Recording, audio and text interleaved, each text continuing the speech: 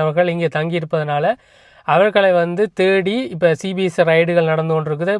Finally, Canada has decided to throw out the people out of the country, especially the international students. And I will tell the whole world that the Canadian system is broken. This Canadian system is purely broken. அதே போல் கல்கரியில் வீடு கட்டுமானம் தொடர்பான ஒரு வேலை செய்யக்கூடிய இடத்துல வந்து CBSE ரைடை செய்திருக்கணும். அதாவது Immigration officers found 4 undocumented workers after searching a Calgary construction site yesterday.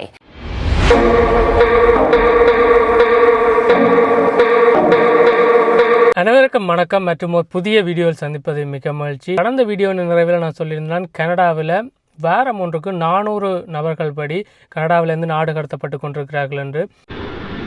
The Canada Border Services Agency is removing about 400 people a week from the country, a pace of deportation not seen in over a decade.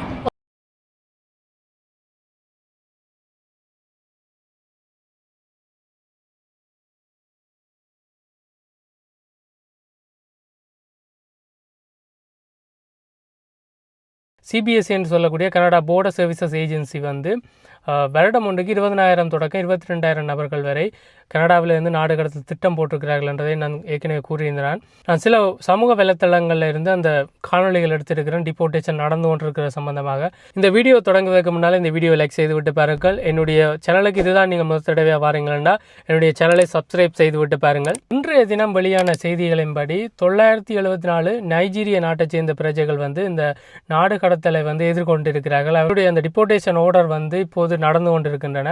ஏற்கனவே 2025ஆம் ஆண்டு 326 நைஜீரிய பிரஜைகளை வந்து Canada நாடு கடத்தி இருந்தது. குறிப்பிடும்படியாக கடந்த 2025ஆம் ஆண்டு 2831 இந்தியர்கள் வந்து கனடா விட்டு நாடு கடத்தப்பட்டிருக்கிறார்கள். இந்த செய்தி வந்து இந்தியன் எக்ஸ்பிரஸில் பிரசுரிக்கப்பட்டிருக்குது. சிபிஎஸ்இ எங்கெல்லாம் பணி செய்கிறாள்னு பார்த்தோம்னா கனடாவின் போர்ட் ஆஃப் என்ட்ரி என்று சொல்வார்கள். அதாவது கனடாவின் நுழைவாயில்களாக இருக்கக்கூடிய விமான நிலையங்கள், அதே மாதிரி கனடா யூஎஸ் போர்டராக இருக்கட்டும், அதே போல் இந்த துறைமுகங்கள் போன்ற இடங்களில் வந்து கிட்டத்தட்ட 8500 சிபிஎஸ்இ அதிகாரிகள் வந்து பணியில் ஈடுபடுத்தப்பட்டிருக்கிறார்கள். வருடம் ஒன்றுக்கு 490 புதிய சிபிஎஸ்இ அதிகாரிகள் வந்து இணைக்கப்பட்டு கொண்டிருக்கிறார்கள். புதிதாக 1000 மாணவர்களை இணைத்திருக்கிறோம். இந்த மாணவர்களை என்ன செய்திருக்கிறோம்னா இந்த பயிற்சிகள் வழங்குவதற்காக இந்த சிபிஎஸ்இ முன்னணியில் இணைத்திருக்கிறார்கள். விமான நிலையங்களாக இருக்கட்டும், அதே போல் துறைமுகங்களாக இருக்கட்டும், கனடா யூஎஸ் போர்டரில் வந்து இந்த ட்ரைனிங் ஸ்டூடெண்ட்ஸை வந்து இப்போது அவர்கள் இணைத்திருக்கிறார்கள். புதிதாக 1333 நபர்களை வந்து ஆர்சிஎம்பி இணைக்க இருக்கிறது. 2025-26ஆம் ஆண்டுக்கான இணைப்பாக இருக்குது.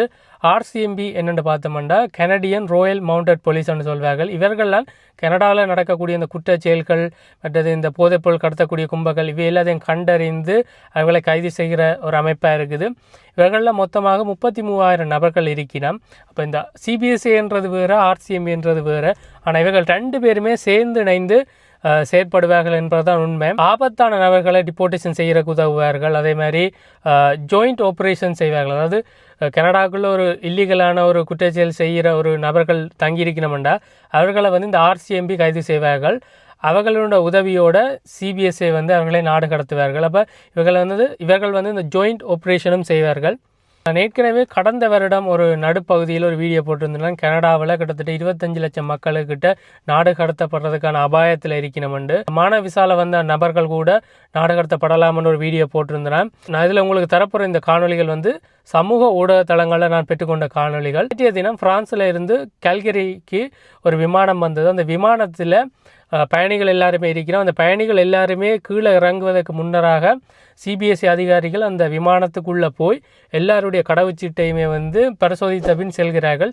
இதை வந்து அந்த விமானத்தில் பயணித்த ஒரு பயணி ஒருவர் வீடியோ எடுத்திருக்கிறார்.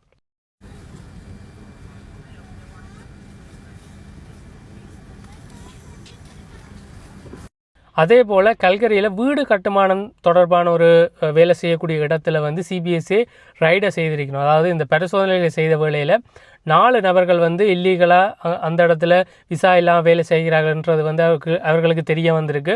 இப்போது அவர்களுக்கு வந்து 4 பேருக்குமே லெட்டர் கொடுத்திருக்கணும், அதாவது ரிமூவல் ஆர்டர் கொடுத்திருக்கணும். Immigration officers found 4 undocumented workers after searching a Calgary construction site yesterday. Canada Border Services Agency inspected the team working on the event center after receiving a tip about the work site. Because it's a large site, immigration officers asked Calgary Police Service to be there as an extra security measure. The 4 individuals found without status are required to report to the CBSA office this week. The investigation is ongoing. சிபிஎஸ்ஏ வந்து கனடியர் அல்லாதவர் கனடியர் என்று இல்லாமல் எல்லாரையுமே பரிசோதனை செய்கிறார்கள். ஒரு கனடியர் ஒருவருக்கு Vancouver விமான நிலையத்தில் என்ன நடந்திருக்குன்னா அவரை சந்தேகித்து அவருடைய பயணப்பொதிகள் எல்லாத்தையும் வந்து பரிசோதிக்கிறார்கள். அவரை வந்து ஒரு விசா இல்லாத ஒரு நபர் கனடாக்கு வந்தது மாதிரி தான் அவரை நடாத்தியபடியால் அவர் ஒரு மனவேதனைக்கு உட்பட்டு ஒரு காணொலி ஒன்று வெளியிட்டிருக்கிறார். And I will tell the whole world that the Canadian system is broken. This Canadian system is purely broken. Broken for Canadian citizens like myself. People that actually pay, contribute to this country, and do nothing but good stuff in this country. And we get pulled in, we get searched, we get harassed, we get everything touched, all of our items, every personal. இன்னொரு காணொலியில் ஒரு இந்தியர் ஒருவர் பேசுகிறார். அதில் என்ன சொல்கிறாருன்னா கனடாவில் 2 மில்லியன் அதாவது 20 லட்சம் சர்வதேச மாணவர்கள் இருக்கிறான்.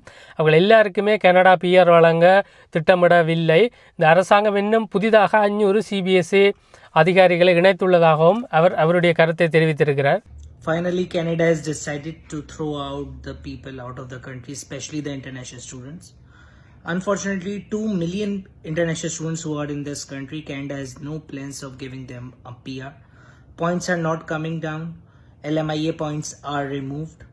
Government has also added 500 CABSA officers because there are 35,000 illegal people who are already residing in the country.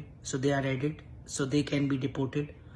மற்றொரு இந்திய தெரிவிக்கையில் கனடாவின் ஜிடி அதாவது டொரண்டோ ஜிடிஏ பகுதி, வாட்டர்லூ, கிச்சனர், கேம்பிரிட்ஜ் போன்ற இடங்களில் வந்து கை காசுக்கு நிறைய பேர் வேலை செய்யணும். இவையெல்லாம் யாருன்னு பார்த்தா கனடாவில் விசா முடிவடைந்து மறைந்து வாழக்கூடிய நபர்கள் இங்கே தங்கியிருப்பதனால அவர்களை வந்து தேடி இப்போ சிபிஎஸ்சி ரைடுகள் நடந்து கொண்டிருக்குது. பல பேருக்கு டிபோர்டேஷன் லெட்டர் வழங்கப்பட்டு கொண்டிருக்கிறதாக அவரும் குறிப்பிடுகிறார். Deportation is happening in Canada. This is real because what's happening right now, Canada Border Service Agency, which is CBSA, is conducting a lot of raids in GTA area and in Cambridge, Kitchener and Waterloo area. So what's happening, there's a lot of industry here and people are working on cash jobs. Those guys doesn't even have any legal status in Canada, or even if they had it before, it's been expired and they're still hiding in Canada, which they are not supposed to. They need to leave Canada right away soon as their status expires, but they're still doing it. So these guys are getting deported right away. If you're gonna get caught, you will gonna get the deportation letter right away, and what it means is you really have to leave Canada in 90 days. There is no reason you can stay here longer than that. இதுதான் மிக முக்கியமான விஷயம் என்னென்னா கனடாவில் 32,000 நபர்களுக்கு வந்து இந்த சிபிஎஸ்ஏ removal order வழங்கியிருக்கணும். அதாவது ரிமூவல் ஆர்டர்ன்றது வந்து அவைக்கு ஒரு லெட்டர் தெரியணும். அந்த லெட்டர் வந்து குறிப்பிட்ட நாட்களுக்குள்ள இந்த கனடா விட்டு வெளியேற வேண்டும்ன்றதுக்கான வாரண்ட் தானது. ஆனால் இந்த வாரண்ட் கொடுத்துமே நிறைய பேரை வந்து கனடாவில் அவர்களால் கண்டறிய முடியவில்லைன்னு சொல்கிறார்கள். முதல் இருந்த அந்த விலாசம் அந்த அட்ரஸுக்கும் இப்போது அவர்கள் இருக்கக்கூடிய இடமும் வந்து தெரியாததாகத்தான் சிபிஎஸ்ஏக்கு இருக்கிறது. Minister, with all due respect, I asked a question. I'll just ask Ms. O'Gorman, do you know the number, just the number of what percentage are warrants of those 30,000 removal orders? Just the number, please. Approximately even. 30,000 removals in progress of people we are engaging. We have 32,000 warrants for people that we are looking for. 32, I beg your pardon? There are 32,000 warrants? People who are in our wanted inventory that we are actively looking for. I'm sorry. You have... And I'll point out, all of this is posted publicly. These are ஒருபுறம் சில நபர்கள் சொல்லினா கனடாவில் இந்த நாடு கடத்தல்ன்றது எப்போவுமே நடக்காது, Canada யாரையுமே நாடு கடத்தாது என்ற ஒரு விவாதமும் போய் கொண்டிருக்குது. ஆனால் அதே வேளையில் ஒரு திரைமறைவில் நாடு கடத்தல்கள் நடந்து கொண்டான் இருக்குது. ஆனால் திரைமறைவில் கனடாவில் நாடு கடத்தல்கள் நடந்து கொண்டான் இருக்குது. ஏன் இதை வந்து மிகப்பெரிய ஊடகங்களில் கொண்டு வரவில்லையென்றா நிறைய ஊடகங்கள் இது பேசுபாடு பொருளானால் இந்த மறைந்து வாழ்வர்கள் வந்து அந்தந்த பகுதிகளை விட்டு வேறு பகுதிகளுக்கு சென்று விடுவார்கள் என்பதனால இது வந்து ஒரு ஜாயிண்ட் ஆப்ரேஷனாக நடக்குது. இது வந்து சிபிஎஸ்ஏன்னு சொல்லக்கூடிய அந்த எல்லை பாதுகாப்பு அதிகாரிகளுக்கும் ஆர்சிஎம்பியும் சேர்ந்து செய்கிறார்கள். அதனால் இது வந்து பெருசாக செய்திகளில் வராது. சில ஊடகங்களில் மட்டும் ஒரு சின்ன செய்தியாக வந்து கொண்டு இருக்குமே தவிர பெருமளவில் இந்த ரைடுகள் வந்து இன்னுமே அதிகரிக்க போகிறது என்பது தான் உண்மை. இப்போ நீங்கள் ஒருவர் வந்து கனடாவுக்கு வரப்போகிறீர்கள்னு வைப்போம், அதாவது ஒரு விசிட்டர் விசாவோ அல்லது ஏதாவது ஒரு விசாவில் கனடாவுக்கு வாரீங்களா ஏர்போர்ட்டில் வச்சு சிபிஎஸ்இ அதிகாரிகள் உங்களுடைய மொபைல் ஃபோன், அதாவது உங்களுடைய கையடக்க தொலைபேசியை வந்து கேட்பார்கள்.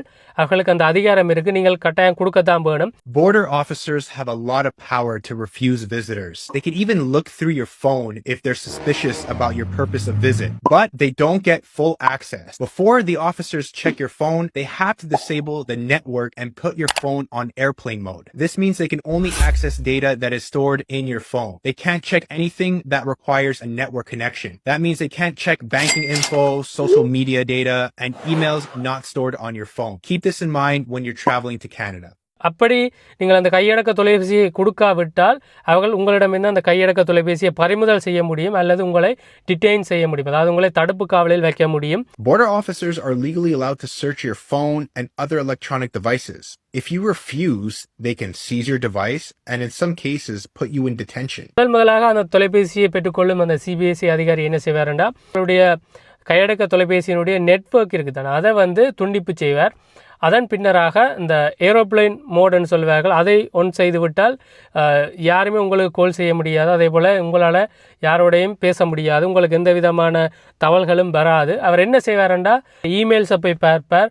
அதே போல் உங்களுடைய சோசியல் மீடியாவில் நீங்கள் என்ன மாதிரியான கருத்துக்கள் இட்டு இருக்கிறீங்களன்றதை பார்ப்பார். அதே போல் ஐக்ளவுட் மற்றது இந்த ஒன் டிரைவ்னு சொல்லக்கூடிய உங்களுடைய க்ளவுட் இருக்குது தானே, இந்த க்ளவுடில் நீங்கள் என்னென்னலாம் சேவ் பண்ணி வச்சுருக்கிறீங்க, நீங்கள் கனடாவுக்கு உண்மையிலே வேலை செய்வதற்காக வந்திருக்கிறீங்களா, உங்கள்ட்ட ஏதாவது ரெசுமே இருக்குதா, இப்படி எல்லாமே பார்ப்பார்கள். நீங்கள் எந்த விதமான சந்தேகப்படும்படியாக இல்லாவிட்டால் உங்களை நார்மலாகவே போக விட்டுவிடுவார்கள், உங்களுக்கு எந்த பிரச்சனையும் இல்லை. ஆனால் இந்த சிபிஎஸ்இ அதிகாரிகள் வந்து மிகவும் கடுமையாக நடந்து கொள்கிறார்கள் என்ற ஒரு கருத்து வந்து நிலவி கொண்டிருக்குது. சாதாரண விசாவில் வரக்கூடிய ஒரு சர்வதேச நபராக இருந்தாலும் சரி, கனடியராக இருந்தாலுமே சரி, வந்து அவர்கள் ஒரு தீவிரமான ஒரு போக்கத்தான் கடைப்பிடிக்கிறார்கள். இந்த வீடியோவும் இந்த காணொளிகள் மூலமாக உங்களுக்கு விளங்கி இருக்கும். கனடாவில் டிபோர்டேஷன் நடந்து கொண்டு தான் இருக்குது, இந்த எண்ணிக்கை அதிகரிக்கத்தான் போகிறது. இன்னும் தகவல்கள் வரும்போது நான் அதை எதிர்காலத்தில் ஒரு வீடியோவாக நான் நிச்சயமாக செய்வேன். நாடு கடத்தல் பற்றிய உங்களுடைய கருத்தை வந்து நீங்கள் கருத்துரையில் விடலாம். இந்த சிபிஎஸ்இ அதிகாரிகள் கையடக்க தொலைபேசியை மக்களிடமிருந்து வாங்கி அதை பரிசோதிப்பது பற்றிய உங்களுடைய கருத்தை நீங்கள் இதில் இடலாம். என்னடா எல்லா நபர்களுக்குமே அவர்களுடைய கைபேசியை வந்து பரிசோதிப்பதில் வந்து உடன்பாடு இருக்காது. ஆனால் ஒரு நாட்டுக்குள்ளே நாங்கள் வர்ற மண்டைக்குள்ள அவர்களுடைய சட்டத்திட்டத்துக்கு நாங்கள் உடன்பட வேண்டும். அவ்வாறு உடன்பட விட்டால் வந்து நாங்கள் தடுப்பு காவல்லாம் இருக்க வேண்டியிருக்கும். மீண்டும் ஒரு சிறப்பான வீடியோவில் உங்களை சந்திக்கும் வரை உங்களிடமிருந்து விடைபெற நான் அர்ஜுன். நன்றி, வணக்கம்.